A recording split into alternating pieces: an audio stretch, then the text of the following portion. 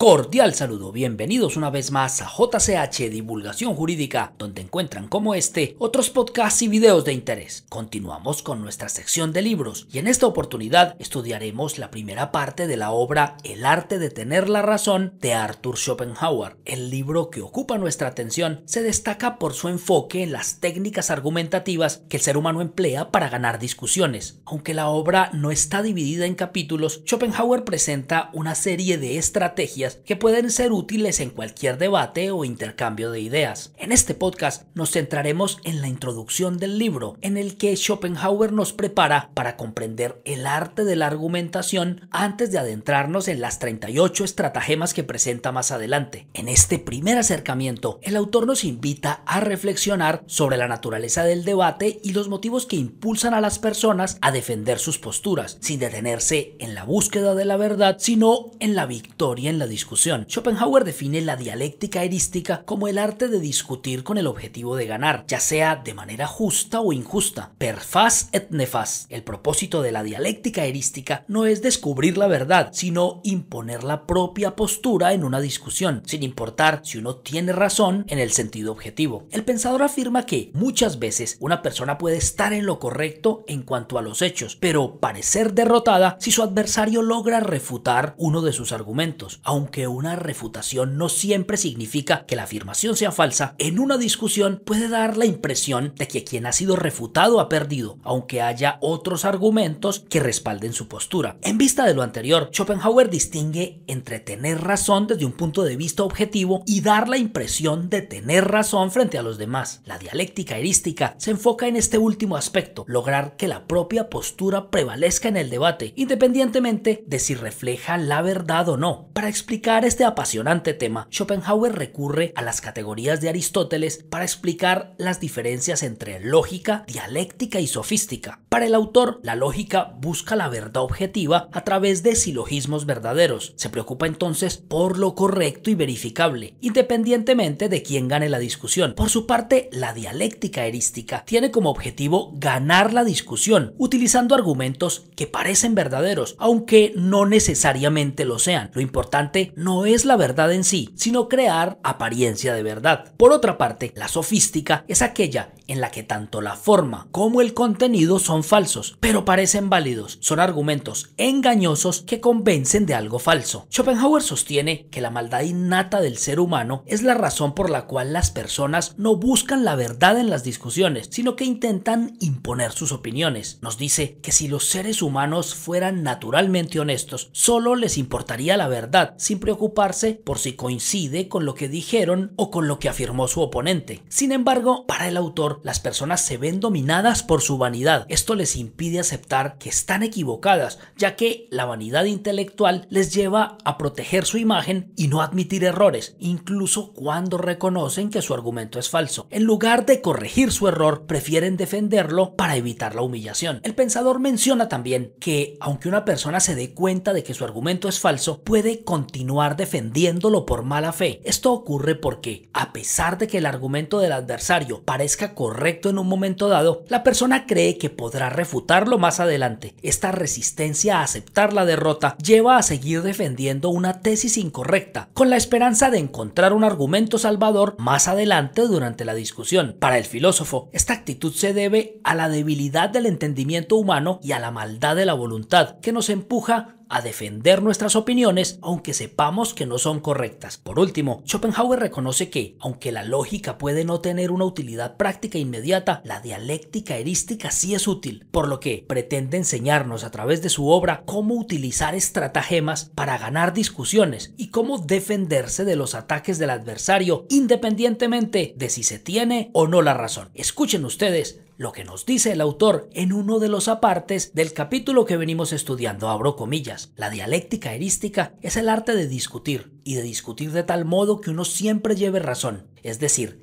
per fas et nefas, justa o injustamente, Uno puede, pues, tener razón objetiva en el asunto mismo y sin embargo carecer de ella a ojos de los presentes, incluso a veces a los propios ojos. Este es el caso cuando, por ejemplo, el adversario refuta mi prueba y esto se considera una refutación de la propia afirmación, para la cual puede no obstante haber otras pruebas, en cuyo caso, naturalmente, la situación se invierte para el adversario. Sigue llevando razón, aunque objetivamente no la tenga. Por tanto, la verdad objetiva de una proposición y su validez en la aprobación de los que discuten y sus oyentes son dos cosas distintas. De esto último se ocupa la dialéctica. ¿A qué se debe esto? A la natural maldad del género humano. Si no existiera esta, si fuéramos por naturaleza honrados, en todo debate no tendríamos otra finalidad que la de poner de manifiesto la verdad, sin importarnos en nada que ésta se conformara a la primera opinión que hubiéramos expuesto o a la del otro. Esto sería indiferente, o por lo menos completamente secundario. Pero ahora es lo principal. La vanidad innata, especialmente susceptible en lo tocante a las capacidades intelectuales, se niega a admitir que lo que hemos empezado exponiendo resulte ser falso y cierto lo expuesto por el adversario. En este caso, todo lo que uno tendría que hacer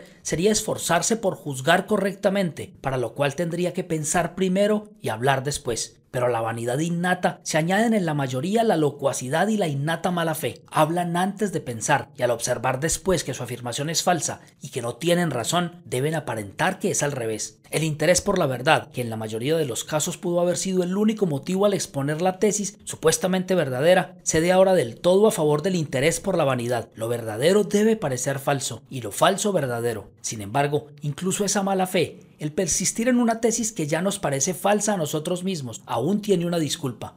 Muchas veces, al principio, estamos firmemente convencidos de la verdad de nuestra afirmación, pero el argumento del adversario parece desbaratarla. Si nos damos de inmediato por vencidos, frecuentemente descubrimos después que éramos nosotros quienes teníamos razón. El argumento salvador no se nos ocurrió en ese momento. De ahí surge en nosotros la máxima de que aun cuando el contraargumento parezca correcto y convincente, no obstante, hay que oponerse a él, en la creencia de que esa corrección no es sino aparente y que durante la discusión ya se nos ocurrirá un argumento para rebatirlo o para confirmar de algún otro modo nuestra verdad. Por ese motivo nos vemos casi forzados, o al menos fácilmente tentados, a la mala fe en la discusión. De tal manera se amparan mutuamente la debilidad de nuestro entendimiento y lo torcido de nuestra voluntad. A esto se debe que generalmente quien discute no combate en pro de la verdad, sino de su tesis, actuando como proera et phosis, por el altar y el hogar, per fas et nefas, y como se ha mostrado, tampoco puede hacer otra cosa. Cierro comillas. Para terminar nuestro podcast del día de hoy, podemos concluir que en esta obra Arthur Schopenhauer nos ofrece un conjunto de 38 estratagemas o tácticas discursivas con el propósito de enseñarnos cómo enfrentar una discusión de manera estratégica. Su objetivo no es necesariamente descubrir la verdad, sino mostrar cómo salir victoriosos en un debate, o al menos